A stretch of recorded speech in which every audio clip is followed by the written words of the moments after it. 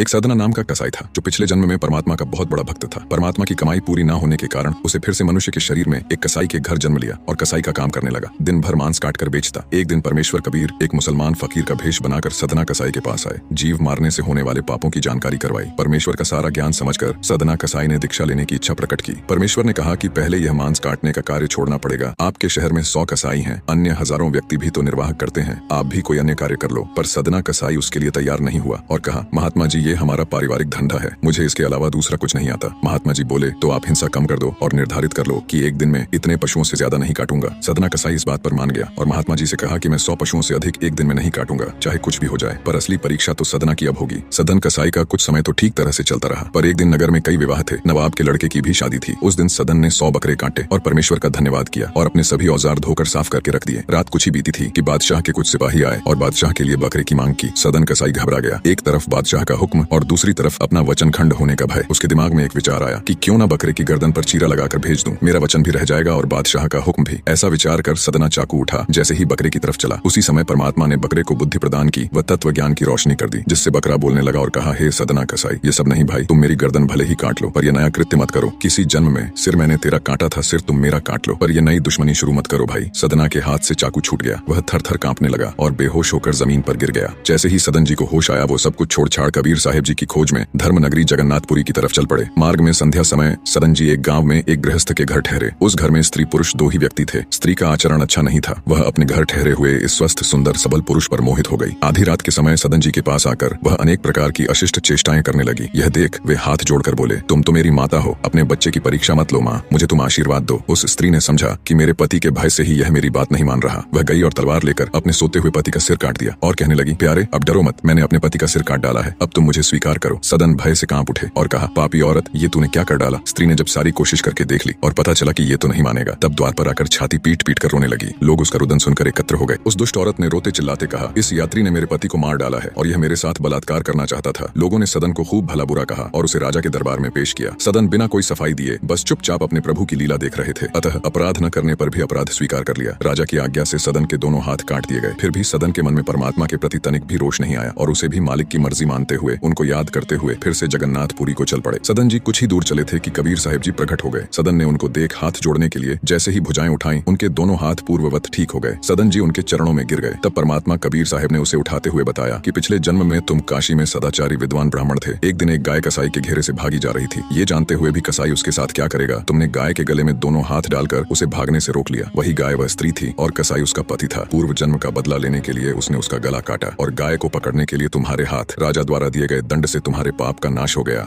निष्कर्ष, चाहे हमारा वर्तमान जीवन कितना भी विकृत या कठिन क्यों ना हो, सच्ची भक्ति और ईश्वर के प्रति समर्पण से मोक्ष प्राप्त किया जा सकता है। सदन कसाई को अपने पिछले जन्म की भक्ति और आशीर्वाद का लाभ मिला, लेकिन उनके मांस व्यापार के कारण उन्हें ईश्वर तक पहुंचने में कठिनाई का सामना करना पड़ा। कबीर जैसे महान संतों ने उन्हें यह दिखाया कि सच्ची दीक्षा और ईश्वर का मार्ग शुद्ध आचरण से ही संभव है। जीवन में आध्यात्मिक मार्ग की ओर बढ़ने के लिए हमें अपने कर्मों को शुद्ध करना होगा और सच्चे दिल से भगवान की शरण में जाना होगा।